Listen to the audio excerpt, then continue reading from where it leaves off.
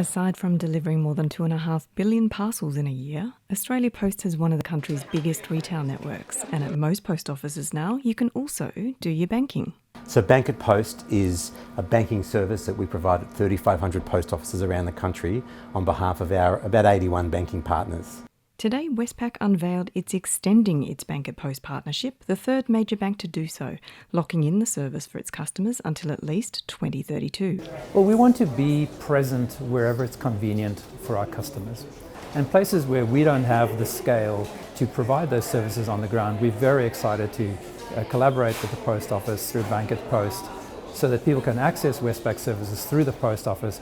With the 10-year agreements with the three big banks and the other partners we work with, it means we can continue to provide banking services across the country, but also continue to invest in the service and in our licensed post offices. While Bank at Post shopfronts are located right around the country, it's particularly good news for around 1,600 rural and remote communities with no banking presence. So one of the things I've observed when I visit regional communities is the services in that town, if they're not available there, it can be a 30, 40, 100 kilometre drive to get to the nearest town where there are banking or other government services. So in those small communities, Bank at Post is particularly important to provide a range of safe and reliable banking services. In fact, investing more in Bank at Post was called out last month by the government's Regional Banking Task Force, one of 7 recommendations to help keep services in the bush as banks respond to changing consumer habits. We've seen a dramatic shift in how people are using the bank. We interact with customers 30 times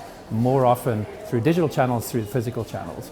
But it's important to note that the world still has a physical dimension. So while digital investment's been a priority, Westpac's also turning to efficient ways to keep over-the-counter services, in some towns even bringing its brands together under the one roof, and now locking in Bank at Post. We see this partnership with Australia Post as a win for the community, for the entrepreneurs in the community, for us and for the Post Office. It's a win for everybody.